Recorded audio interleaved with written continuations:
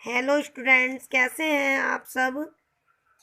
देखिए स्टूडेंट्स, आज हम आपको हिंदी व्याकरण पढ़ाएंगे और हम आपको बिल्कुल शुरू से ही हिंदी ग्रामर की क्लास आज से दे रहे हैं। देखिए व्याकरण क्या है। व्याकरण भाषा को शुद्ध बोलना लिखना सिखाता है और शुद्ध बोलने लिखने के साथ ही उसका उच्चारण करना भी सिखाता है। किसी भी व्याकरण को आप हिंदी, संस्कृत, इंग्लिश, जिस भी सब्जेक्ट का व्याकरण ग्रामर पढ़ते हैं, वह बारीकी से आपको उस भाषा का उच्चारण, लिखने का तरीका, बोलने का तरीका सब शुद्ध शुद्ध रूप में सिखाता है। यही हमारा व्याकरण है। अच्छा, भाषा। देखिए भाषा यानी लैंग्वेज। जिस भी भाषा के द्वारा हम अपने मन की बात, विचार दूसरे के सामने प्रकट करते हैं और दूसरे की बात समझते हैं, वही हमारी भाषा कहलाती है। अच्छा, हमारी व्याकरण की कौन सी लिपि है आप जानते हैं ना? देवनागरी। हमारी लिपि का क्या नाम है? देवनागरी। याद रहेगा ना आपको?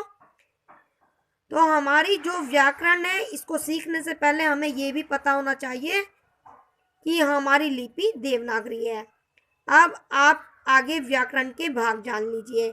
हमारे व्याकरण के 3 भाग होते हैं, एक वर्ण विभाग, शब्द विभाग और वाक्य विभाग।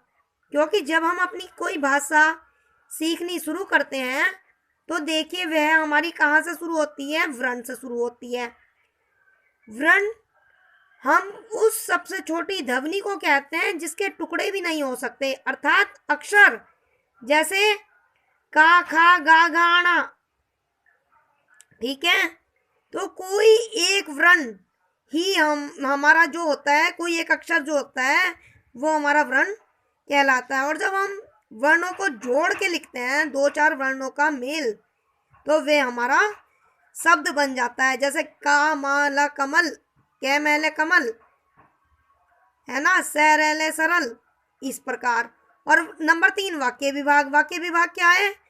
जब 5-7 शब्दों के मेल से या 4-5 शब्दों के मेल से कोई वाक्य बनता है जिसे आप सेंटेंस कहते हैं, तो वो हमारा पूर्ण वाक्य बन जाता है। क्लियर? अच्छा, आप हमारी वीडियो को शेयर और लाइक करना ना भूलें। अब आगे पढ़िए।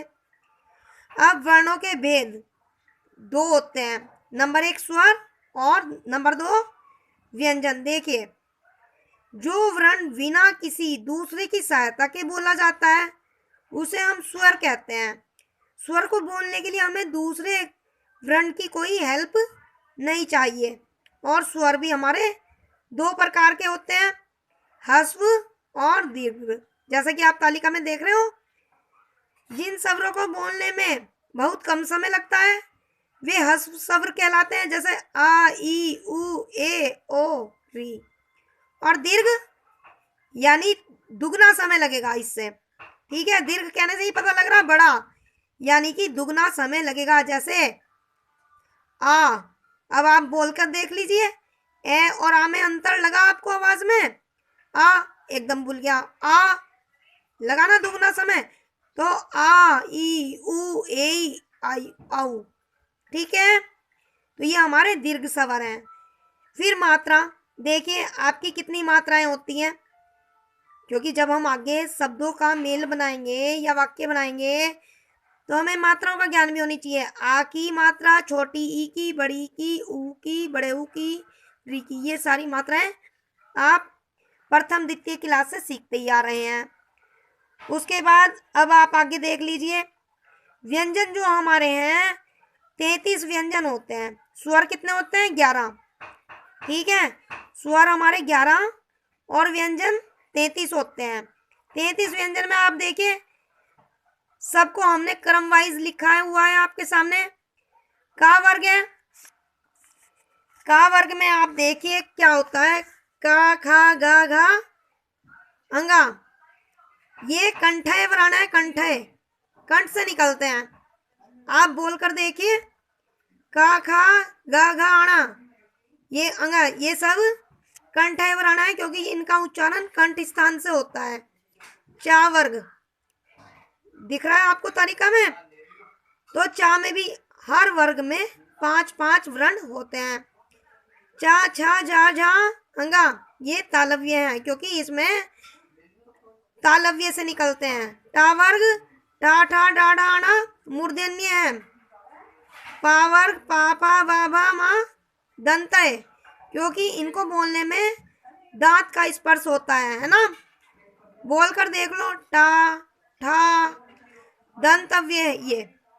और पा पा फा बा भा मा ये कौन से हैं? ओष्ठ है, क्योंकि इनमें होठों को छूकर ध्वनि बाहर आती है। ठीक है, पा वर्ग के जितने वर्ण हैं पा पा वा वा मा सब होठों को छूते हुए बाहर निकलते हैं, इसलिए इसको ओष्ठ्य वर्ण कहा गया। अंत्यस्थ वर्ण कौन से हैं? यारा लावा 4 हैं केवल। यारा लावा ये अंत्यस्थ वर्ण है। और उष्म यानी थोड़ा गर्माहट वाले वर्ण कौन से हैं? शा शा शा और हा उष्म वर्ण है। तो इस प्रकार संपूर्ण व्यंजन का आपने समझा है कि कौन सा वर्ण कौन से स्थान से उच्चारित होगा। कुछ को हम अनुस्वार वर्ण कहते हैं। अनुस्वार या अनुनासिक, जो कि थोड़ा नाक और मुख दोनों के टच से उच्चारण होते हैं, उन्हें हम अनुनासिक वर्ण बोलते हैं। ठीक है, अनुनासिक यानी जिसमें चंद्र बिंदु और अंकी बिंदु आदि हमारे मुख्य शब्द आते हैं, जैसे आंच, पांच, आंख, दांत। इनमें आपने देखा चंद्र बिंदु है और वो नाक और मुंह के स्पर्श से निकलते हैं, है ना। कुछ मिश्रित ध्वनि होती है जो मुंह और नासिका के मिश्रित से निकलती है।